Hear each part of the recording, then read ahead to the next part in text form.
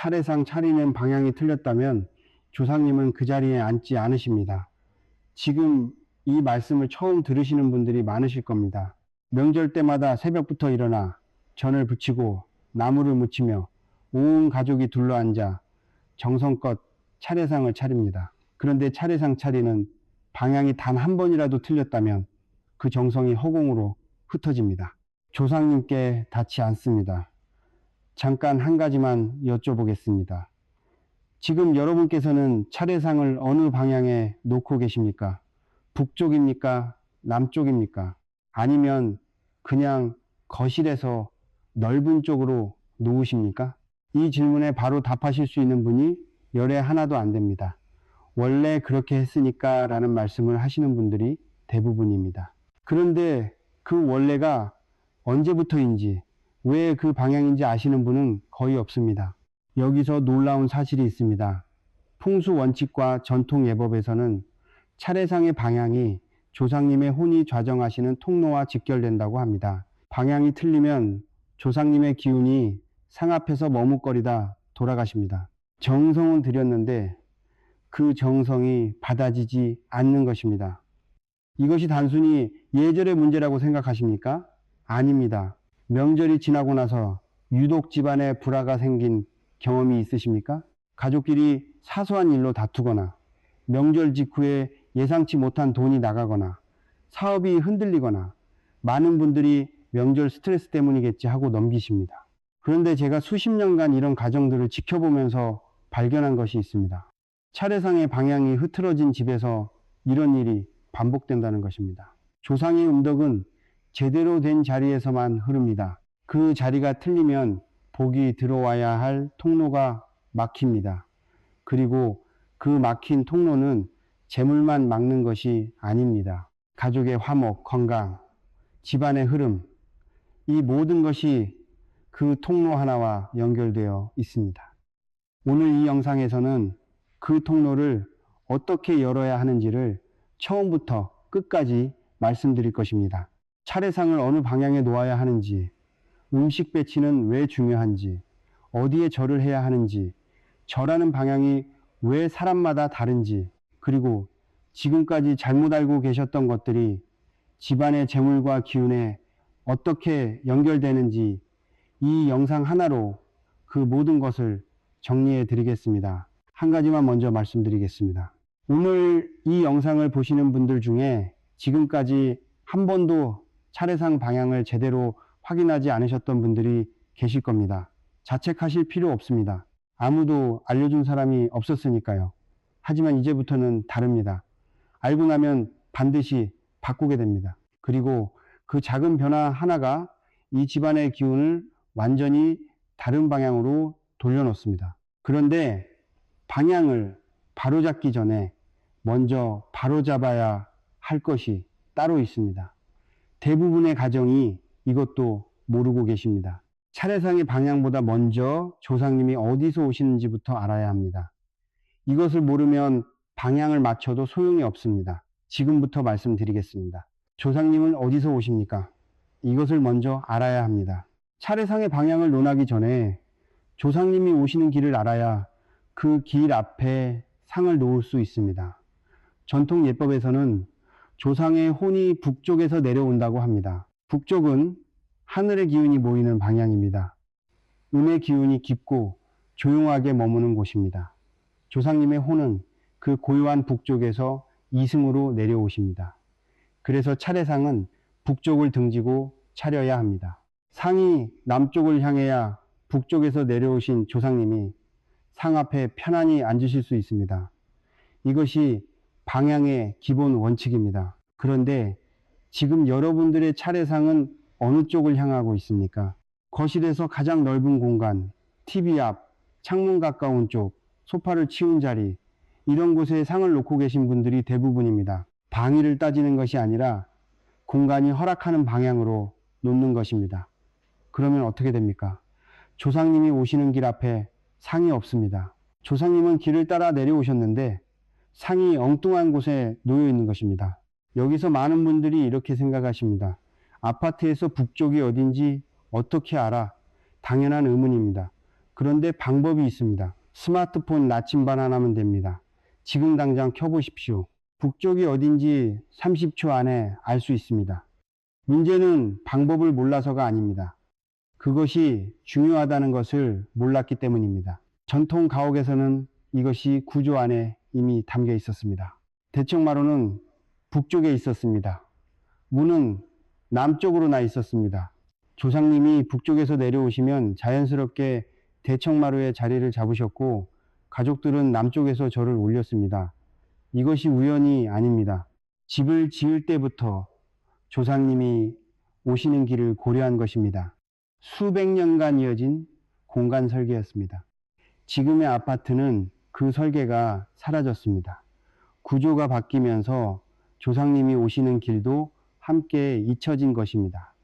한 가정을 생각해 보십시오. 어머니가 새벽 4시에 일어납니다.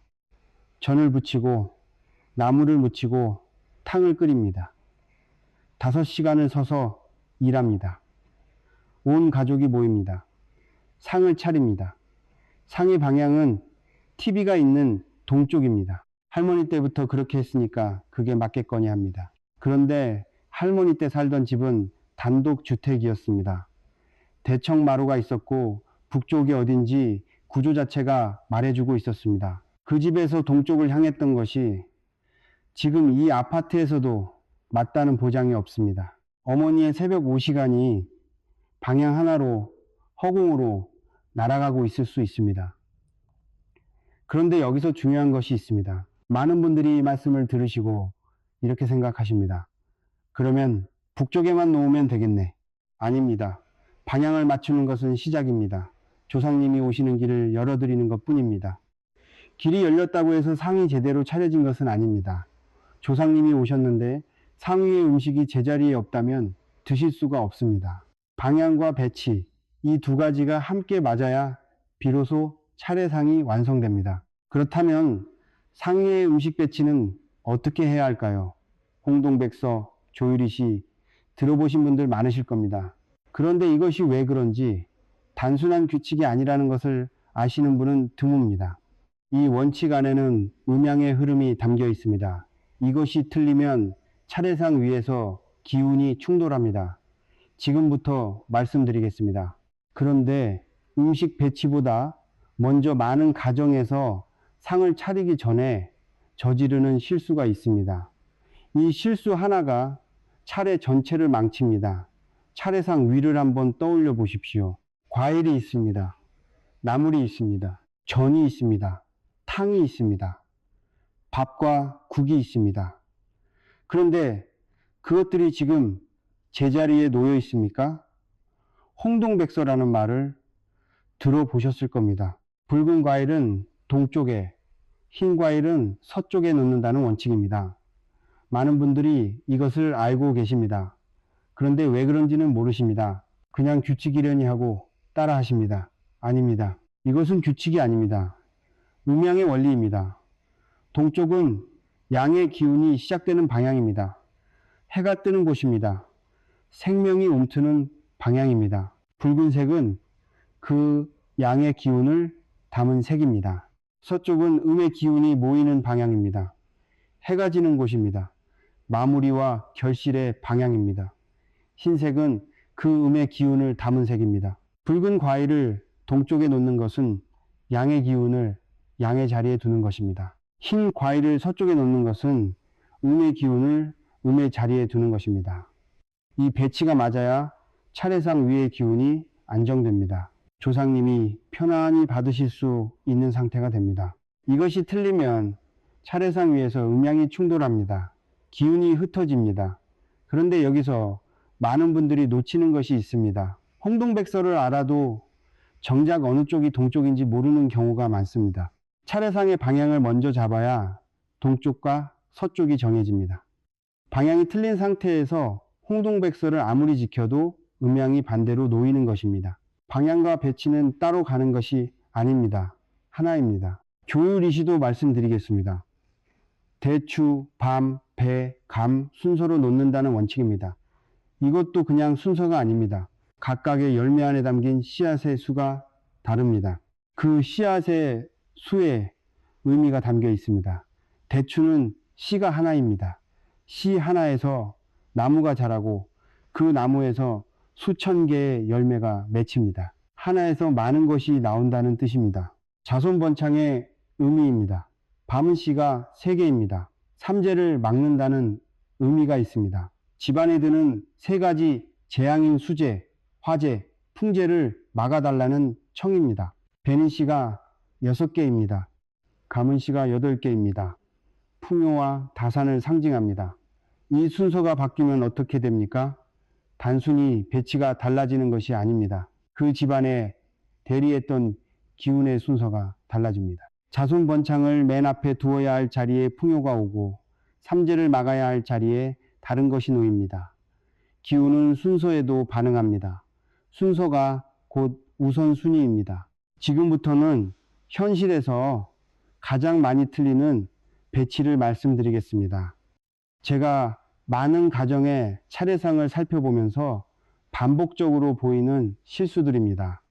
첫 번째, 밥과 국의 위치입니다. 밥은 서쪽, 국은 동쪽에 놓습니다. 이것이 원칙입니다. 그런데 현실에서는 반대로 놓는 경우가 많습니다. 살아있는 사람 밥상처럼 오른쪽에 국, 왼쪽에 밥, 익숙한 대로 놓는 것입니다. 차례상은 조상님의 상입니다. 산 사람의 밥상과 방향이 다릅니다.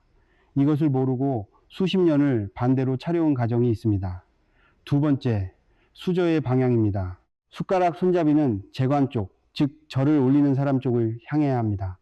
많은 분들이 조상님 쪽을 향해야 한다고 알고 계십니다. 드시기 편하시게라는 생각에서입니다. 그 마음은 이해합니다. 하지만 원칙은 다릅니다. 수저는 재관이 올려드리는 것입니다. 올려드리는 사람의 손에서 시작되어야 합니다. 세 번째, 포의 위치입니다. 포는 왼쪽에 놓고 식혜는 오른쪽에 놓습니다. 좌포 우회, 이것이 원칙입니다. 그런데 이것을 반대로 하는 가정이 상당히 많습니다. 음식을 차리다 보면 자리가 헷갈리고 그냥 놓이는 대로 두는 것입니다. 포는 마른 음식입니다. 왼쪽은 양의 방향입니다. 마른 것을 양의 자리에 두는 것, 이것도 음양의 원리입니다. 여기서 잠깐 지금까지 말씀드린 것들, 홍동백서, 조유리시, 밥과 국의 위치, 수저 방향, 포의 위치들을 다 맞추셨다고 해도 진짜 문제는 따로 있습니다. 음식 배치를 아무리 완벽하게 해도 차례를 올리는 시간이 틀리면 소용이 없다고 합니다. 조상님이 이승과 가장 가까워지시는 시간이 따로 있습니다. 그 시간을 놓치면 아무리 정성껏 차린 상이라도 조상님이 받으시기 어렵습니다. 그런데 대부분의 가정이 이 시간을 전혀 신경 쓰지 않습니다. 조상님이 오시는 시간이 언제인지, 그리고 차례 전날 밤부터 당일 아침까지 반드시 해야 하는 것과 절대 하지 말아야 하는 것이 있습니다. 이것을 지킨 가정과 지키지 않은 가정은 차례 후의 기운이 완전히 다릅니다. 지금부터 말씀드리겠습니다. 차례는 아무 때나 지내는 것이 아닙니다. 시간이 있습니다. 조상님이 이승과 가장 가까워지시는 시간, 그 시간에 상을 차려야 합니다. 전통예법에서는 차례를 인시와 묘시 사이에 지내는 것이 원칙입니다. 새벽 3시에서 7시 사이입니다. 이 시간은 음기와 양기가 교차하는 시간입니다. 밤의 기운이 물러가고 낮의 기운이 들어오는 경계, 그 경계에서 이승과 저승의 문이 가장 얇아진다고 합니다. 조상님의 혼이 이쪽으로 건너오시기 가장 쉬운 시간입니다. 그런데 지금 대부분의 가정에서 차례를 몇 시에 지내십니까? 오전 10시, 11시, 심지어 낮 12시가 넘어서 지내는 가정도 있습니다. 온 가족이 모여야 하고 음식 준비가 끝나야 하고 다들 씻고 나와야 하고 그러다 보면 그렇게 됩니다. 이것이 완전히 잘못된 것은 아닙니다. 하지만 여기서 핵심은 시간 자체가 아닙니다. 진짜 핵심은 준비 상태입니다. 조상님이 오시는 시간에 맞추는 것보다 조상님을 맞이할 준비가 되어 있느냐가 더 중요합니다. 문을 제대로 열어놓는 것도 중요하지만 그 문 안이 어지럽혀져 있으면 손님이 들어오시지 않습니다. 준비란 무엇입니까?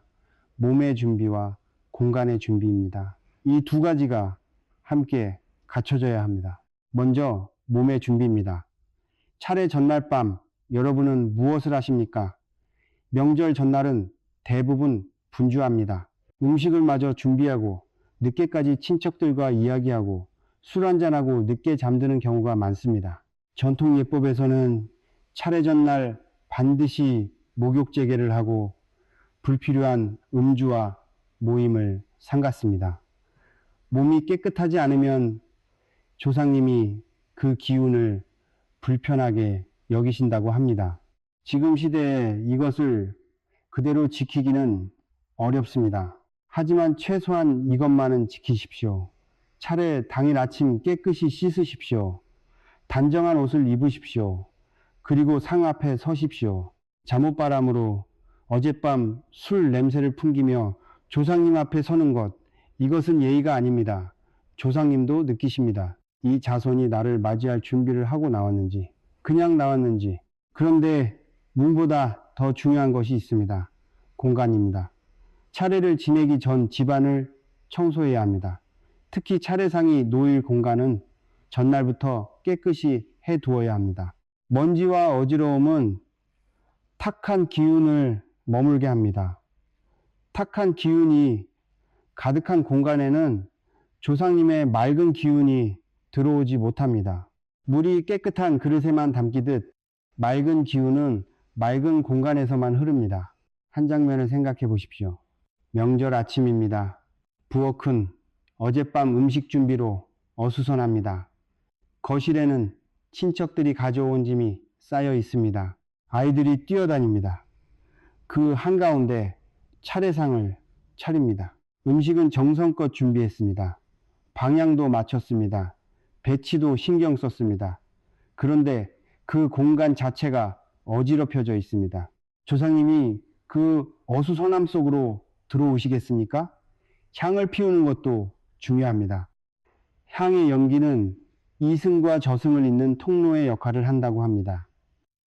연기가 위로 올라가면서 이쪽에서 저쪽으로 신호를 보내는 것입니다. 조상님, 준비가 되었습니다. 오십시오 하는 신호입니다. 향 없이 차례를 지내는 것은 문을 잠가둔 채 손님을 초대하는 것과 같습니다. 부르는 소리가 닿지 않으면 뜻은 닿지 않습니다. 여기서 반드시 짚어드려야 할 것이 있습니다. 차례 당일 아침 절대 하지 말아야 할 것입니다. 싸우지 마십시오. 명절 아침은 유독 다툼이 많습니다. 음식 준비로 쌓인 피로, 오랜만에 모인 가족 사이의 오해, 사소한 말 한마디가 큰 불씨가 됩니다. 그런데 차례상 앞에서 가족이 다투면 그 싸움의 기운이 차례상에 올라갑니다. 조상님은 그 기운을 고스란히 받으십니다. 정성껏 차린 음식 위에 분노와 원망의 기운이 함께 올라가는 것입니다. 그리고 한 가지 더, 차례 전에 음식을 미리 집어먹지 마십시오. 바쁘게 준비하다 보면 자연스럽게 맛을 보고 집어먹게 됩니다. 당연한 일처럼 여깁니다. 하지만 조상님께 먼저 올려야 할 음식을 자손이 먼저 먹는 것입니다. 순서가 바뀐 것입니다. 조상이 드시기 전에 자손이 먼저 손을 댄 음식, 그것이 온전한 정성입니까? 잠깐 정리하겠습니다. 차례 전날 밤 몸을 깨끗이 하십시오. 공간을 정리하십시오. 차례 당일 아침 단정히 차려입으십시오. 향을 피우십시오. 다투지 마십시오. 음식에 먼저 손대지 마십시오. 이것이 조상님을 맞이하는 준비입니다. 이것이 갖춰지지 않으면 아무리 방향이 맞고 배치가 완벽해도 조상님이 편안히 앉으시지 못합니다. 그런데 준비를 다 마치고 차례를 시작할 때 또 하나의 관문이 있습니다. 절입니다. 절은 단순한 인사가 아닙니다. 몸의 기운을 조상님께 전달하는 행위입니다. 그런데 이 절을 하고 계신 가정이 절반이 넘습니다.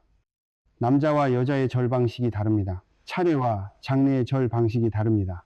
그런데 많은 가정에서 이것을 혼동하고 있습니다. 차례상 앞에서 장례식 절을 하고 있는 것입니다. 이것이 무슨 의미인지 지금부터 말씀드리겠습니다. 절을 하십니까? 차례상 앞에서 무릎을 꿇고 이마를 숙입니다. 그런데 지금 그 절이 올바른 절입니까? 절은 단순한 인사가 아닙니다. 몸의 기운을 조상님께 전달하는 행위입니다.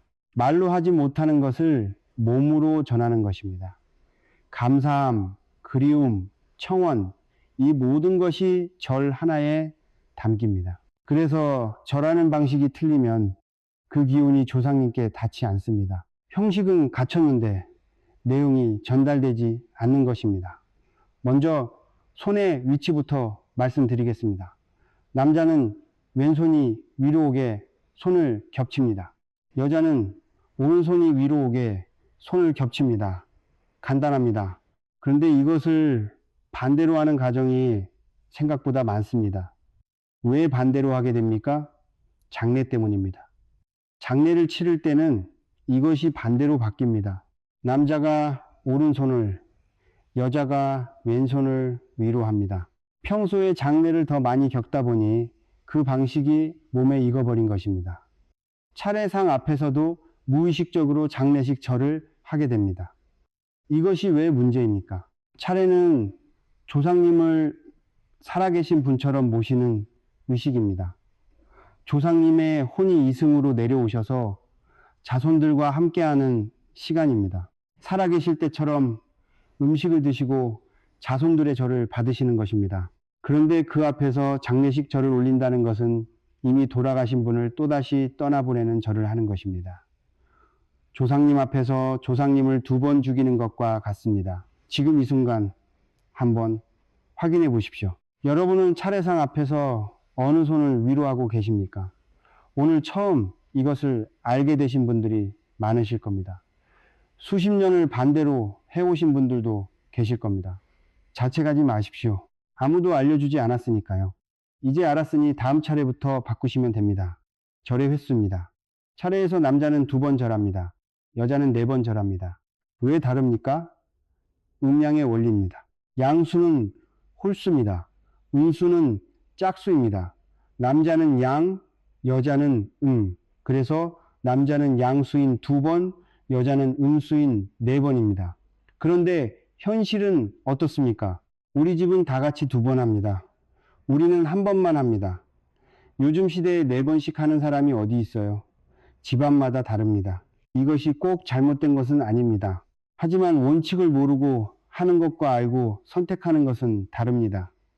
원칙을 알고 집안 사정에 맞게 조율하는 것, 그것은 지혜입니다. 원칙조차 모르고 그냥 하는 것, 그것은 의미 없는 형식입니다. 여기서 반드시 짚어드려야 할 것이 있습니다. 절의 횟수보다 더 중요한 것이 있습니다. 속도입니다. 빠르게 2번 하고 일어나는 절, 이것은 몸만 움직인 것입니다. 절은 천천히 해야 합니다. 무릎을 꿇고 허리를 숙이고 이마가 손등에 닿는 순간 멈추어야 합니다. 그 멈춘 순간이 핵심입니다. 한 장면을 생각해 보십시오. 명절 아침 온 가족이 차례상 앞에 섰습니다. 아버지가 먼저 절을 올립니다. 무릎을 꿇고 허리를 숙입니다. 이마가 손등에 닿는 순간 잠시 멈춥니다. 그 순간 무슨 생각을 하십니까? 빨리 끝내고 밥 먹어야지입니까? 아니면 조상님을 떠올리십니까? 감사한 마음을 품으십니까? 이 집안이 잘 되기를 청하십니까? 그 멈추는 몇 초 가절의 전부입니다. 형식이 아무리 완벽해도 그 순간 마음이 비어 있으면 빈 그릇을 올리는 것입니다. 그리고 절을 올리는 방향도 중요합니다. 절은 반드시 차례상을 향해야 합니다. 당연한 말처럼 들리실 겁니다. 그런데 차례상이 틀린 방향에 놓여 있으면 차례상을 향해 절을 해도 그 기운이 조상께 가지 않습니다. 앞에서 말씀드렸습니다. 차례상은 북쪽을 등지고 남쪽을 향해야 합니다. 그 상을 향해 절을 올려야 절의 기운이 북쪽으로 조상님이 계신 방향으로 전달됩니다. 방향, 배치, 절, 이 3가지가 하나의 흐름입니다. 하나가 틀리면 전체가 흔들립니다. 지금까지 절에 대해 말씀드렸습니다. 손의 위치, 횟수, 속도, 방향, 이 4가지를 기억하십시오. 그런데 절을 마친 후에도 해야 할 것이 남아 있습니다. 많은 가정에서 차례가 끝나자마자 상을 서둘러 치웁니다. 음식부터 먹기 시작합니다. 향도 꺼지지 않았는데, 지방도 치우지 않았는데 음식에 손을 댑니다. 이것이 왜 문제입니까? 조상님이 아직 자리를 뜨지 않으셨습니다. 상을 차리는 것만큼 상을 물리는 것도 순서가 있습니다. 그 순서가 틀리면 차례 내내 쌓아온 기운이 마지막 순간에 무너집니다. 들어온 복이 그대로 빠져나갑니다. 상을 치우는 올바른 순서가 무엇인지, 그리고 음복을 어떻게 해야 그 복이 집안에 머무는지 지금부터 말씀드리겠습니다. 차례가 끝났습니다. 절을 올렸습니다. 정성을 다했습니다. 이제 다 된 것입니까? 아닙니다. 상을 차리는 것으로 시작해서 상을 올바르게 물리는 것으로 끝납니다. 마지막 순서가 틀리면 지금까지 쌓은 것이 무너집니다. 먼저 음복입니다. 음복 글자를 보십시오. 복을 마신다는 뜻입니다. 차례상에 올랐던 음식에는 조상님의 기운이 깃들어 있습니다. 그 음식을 자손들이 나누어 먹는 것, 이것이 음복입니다. 조상님이 드신 기운을 자손들이 함께 받는 것입니다. 이것이 단순한 식사가 아닙니다. 그런데 음복을 잘못하는 경우가 있습니다. 첫 번째, 혼자 먹는 것입니다. 복은 나누어야 합니다. 혼자 먹는 것은 복을 혼자 취하는 것입니다. 가족이 함께 받아야 할 기운을 한 사람이 가져가는 것입니다. 두 번째, 버리는 것입니다. 음식이 너무 많다고 먹기 싫다고 차례 음식을 버리는 가정이 있습니다. 조상님이 주신 기운을 쓰레기통에 버리는 것입니다. 이것이 집안의 복을 어떻게 하는 것인지 굳이 말씀드리지 않아도 아실 겁니다. 음복, 음식을 이웃에게 나누는 것은 괜찮습니까? 괜찮습니다. 오히려 권합니다. 복은 나눌수록 커집니다. 조상님이 주신 기운을 이웃과 나누면 그 나눔이 다시 집안으로 돌아옵니다. 베푼 것이 돌아오는 것입니다. 예전에는 명절 차례 음식을 이웃집에 돌리는 것이 당연한 문화였습니다. 혼자 잘 먹고 잘 사는 것이 복이 아니라 나누는 것이 복을 부른다는 것을 알았기 때문입니다. 지금 시대에도 이것은 할 수 있습니다. 옆집에 음식을 조금 가져다 주십시오. 홀로 사시는 어른께 차려드리십시오. 멀리 있어 명절을 혼자 보내는 이에게 연락 한 통 하십시오. 그 작은 행동 하나가 집안의 기운을 바꿉니다. 조상님은 자손이 베푸는 모습을 보고 계십니다. 이제 상을 치울 차례입니다. 여기서 반드시 순서를 지켜야 합니다. 많은 가정에서 차례가 끝나자마자 서둘러 상을 치웁니다. 배가 고프고 빨리 먹고 싶고 자연스러운 마음입니다. 그런데 그 서두름이 문제입니다. 올바른 순서는 이렇습니다. 첫째, 향을 끕니다. 향이 꺼지면 이승과 저승을 잇던 통로가 닫힙니다. 조상님이 돌아가실 준비가 된 것입니다. 향이 꺼지기 전에 탕을 치우는 것은 조상님이 아직 자리에 계신데 탕을 빼앗는 것입니다.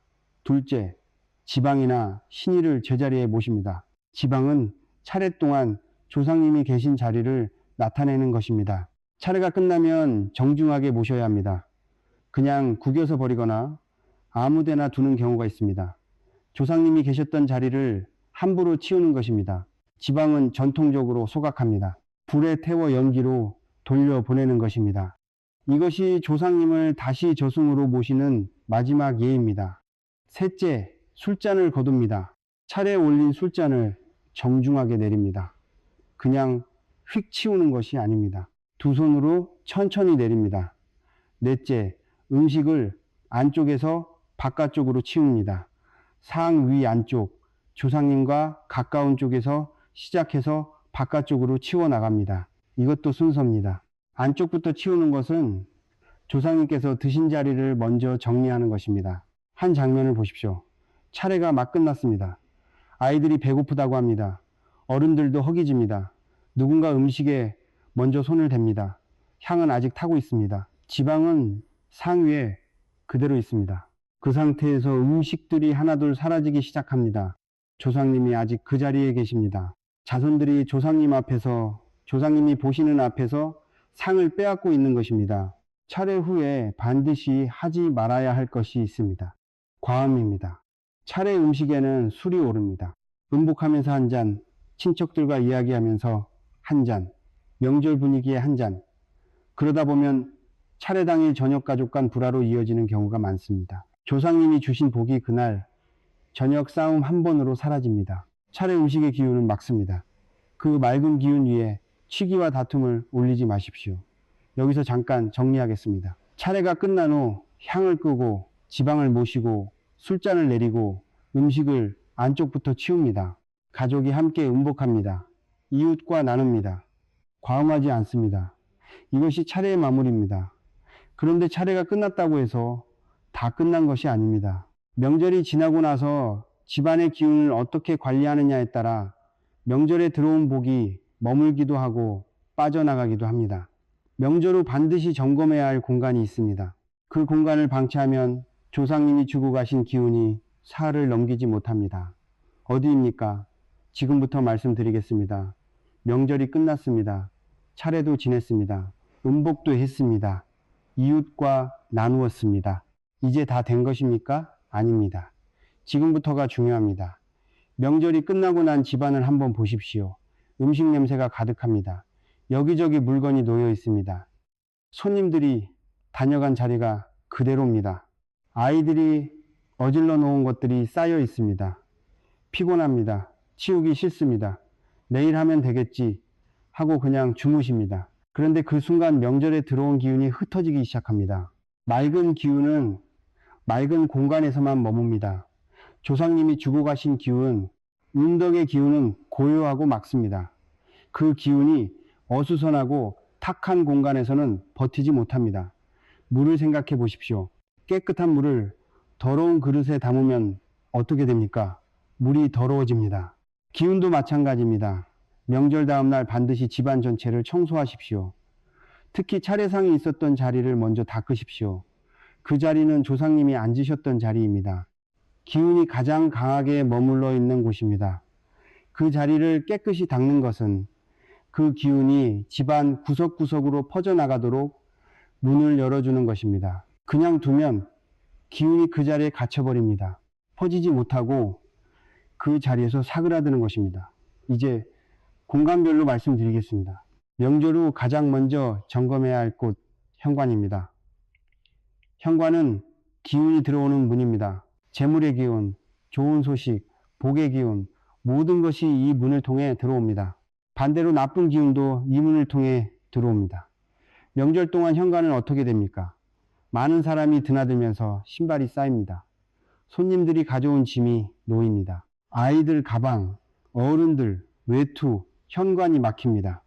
이 상태에서 현관이 막혀 있으면 밖에서 들어와야 할 기운이 막힙니다. 문이 열려 있어도 그 앞이 막혀 있으면 들어오지 못하는 것입니다. 신발을 가지런히 정리하십시오. 현관에 불필요한 물건을 두지 마십시오. 바닥을 닦으십시오. 그리고 현관 조명을 확인하십시오. 어두운 현관은 기운이 들어오기를 꺼립니다. 밝은 곳으로 기운은 모입니다. 어두운 곳에서 기운은 머뭇거립니다. 현관 조명이 어둡거나 나간 전구가 있다면 지금 당장 바꾸십시오. 밝은 현관, 이것이 재물의 통로를 여는 가장 간단한 방법입니다. 다음은 부엌입니다. 부엌은 재물의 자리입니다. 전통적으로 부엌은 집안의 재물을 관장하는 공간입니다. 먹을 것이 있는 곳, 풍요가 머무는 곳입니다. 이 공간이 탁하면 재물의 기운이 머물지 못합니다. 명절 후 부엌을 보십시오. 기름때가 튀어 있습니다. 가스레인지가 지저분합니다. 싱크대에 설거지가 쌓여 있습니다. 냉장고 위에 물건이 올라가 있습니다. 이 상태의 부엌에서 재물의 기운이 머물겠습니까? 한 가정을 보십시오. 명절 음식을 일주일 동안 준비했습니다. 차례도 정성껏 지냈습니다. 그런데 명절이 끝나고 며칠이 지나도 부엌을 치우지 않았습니다. 기름내, 음식 냄새가 가득합니다. 싱크대에 그릇이 쌓여 있습니다. 그 집에서 재물의 기운이 어떻게 흐르겠습니까? 들어와야 할 것이 들어오지 못하고 있던 것도 서서히 빠져나갑니다. 부엌을 닦으십시오. 가스레인지를 닦으십시오. 싱크대를 닦으십시오. 냉장고 위에 물건을 치우십시오. 냉장고 위는 특히 중요합니다. 그곳에 물건을 쌓아두면 위에서 내려와야 할 기운이 막힙니다. 냉장고 위는 항상 비워 두십시오. 이것이 새로운 재물이 들어올 자리를 만드는 것입니다. 다음은 안방입니다. 안방은 건강의 자리입니다. 집안의 기둥, 부모의 건강이 머무는 공간입니다. 이 공간이 탁하면 건강의 기운이 흩어집니다. 명절 동안 안방은 어떻습니까? 피곤합니다. 여기저기 옷이 걸려 있습니다. 이불이 흐트러져 있습니다. 창문을 열지 않아 공기가 탁합니다. 그 탁한 공기 속에서 주무시는 것입니다. 명절 다음날 아침 안방 창문을 여십시오. 신선한 공기가 들어오게 하십시오. 이불을 바람에 터십시오. 침구를 정리하십시오. 건강한 기운은 신선한 공기가 흐르는 곳에 깃듭니다. 탁한 공기가 머무는 곳에서는 기운이 가라앉습니다.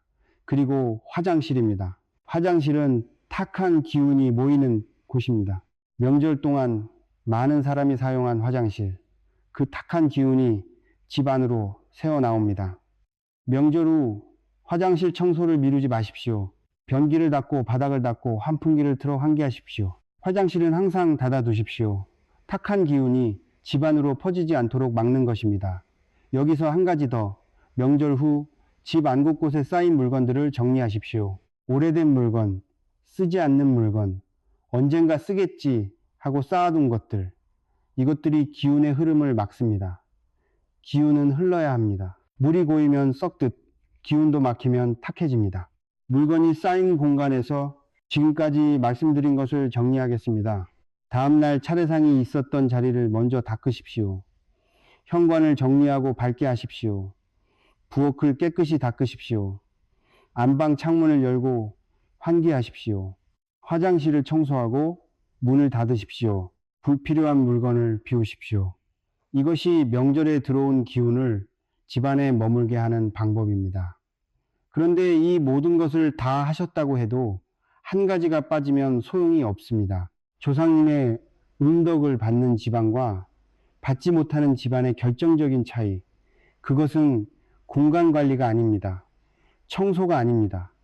훨씬 더 근본적인 것입니다. 그것이 무엇인지, 지금까지 말씀드린 모든 것을 하나로 묶는 마지막 원칙이 무엇인지 이제 말씀드리겠습니다. 마지막입니다. 지금까지 차례상의 방향부터 음식 배치, 시간과 준비, 절하는 방법, 상 치우는 순서, 명절 후 공간 관리까지 말씀드렸습니다. 그런데 이 모든 것을 다 지키셨다고 해도 이것이 빠지면 아무 소용이 없습니다. 제가 수십 년간 많은 가정을 지켜보았습니다. 차례상을 완벽하게 차리는 집이 있었습니다. 방향도 맞고 배치도 맞고 절하는 방식도 정확했습니다. 그런데 그 집에 복이 쌓이지 않았습니다. 반대로 형식은 다소 부족해도 집안의 기운이 가득한 가정이 있었습니다. 재물이 들어오고 가족이 화목하고 건강이 유지되었습니다. 무엇이 달랐습니까? 마음입니다. 조상님을 진심으로 기억하는 마음, 이것이 전부입니다. 차례는 형식이 아닙니다. 형식은 그 마음을 담는 그릇입니다. 그릇이 아무리 좋아도 안에 담긴 것이 없으면 빈 그릇입니다. 음덕을 받는 집안에는 공통점이 있습니다. 거창한 것이 아닙니다. 그 집안은 조상님을 기억하는 방식이 성실합니다. 명절이 아니어도 조상님을 생각합니다. 좋은 일이 생기면 조상님 덕분입니다 하고 감사합니다. 어려운 일이 생기면 조상님 도와주십시오 하고 청합니다. 차례상을 차릴 때 대충 하지 않습니다. 방향이 맞는지 배치가 맞는지 한 번 더 생각합니다. 그 한 번 더 생각하는 마음, 그것이 집안의 기운을 바꿉니다. 반대로 음덕을 받지 못하는 집안은 어떻습니까? 차례를 짐으로 여깁니다. 명절이 다가오면 또 해야 하네 라고 합니다. 음식 준비가 번거롭습니다. 차례 지내는 시간이 아깝습니다. 빨리 끝내고 싶습니다. 그 마음으로 차린 차례상이 조상님께 닿겠습니까?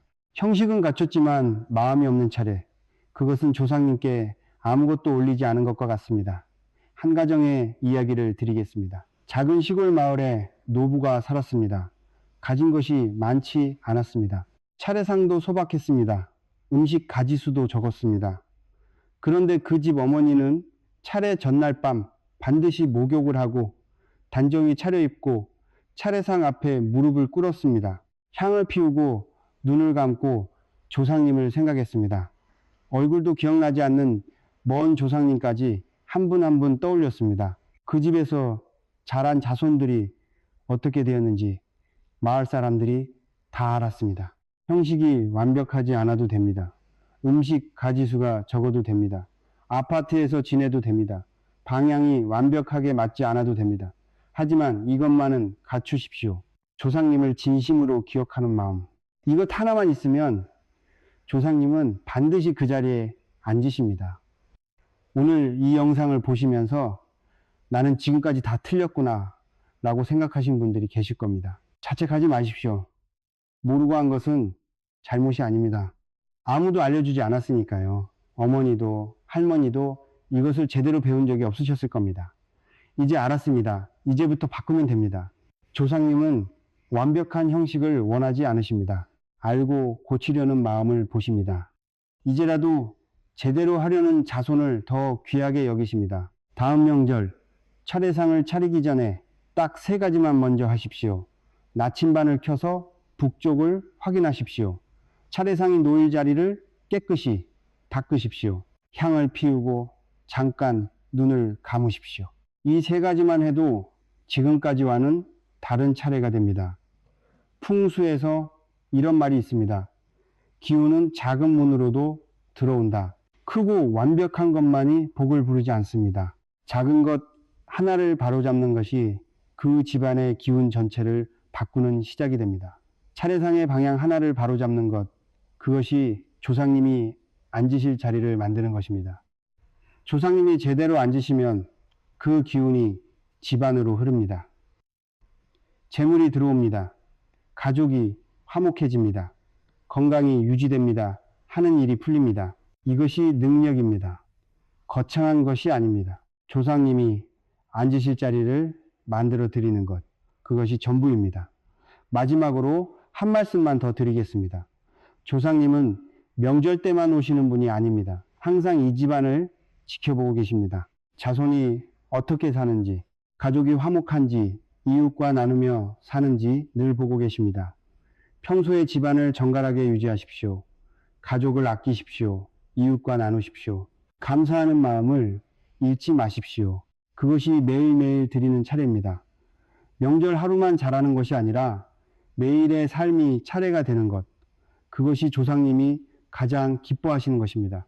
오늘 이 영상 하나로 모든 것이 바뀌지는 않습니다. 하지만 오늘 이 영상을 보신 여러분은 이제 알고 계십니다. 알면 달라집니다.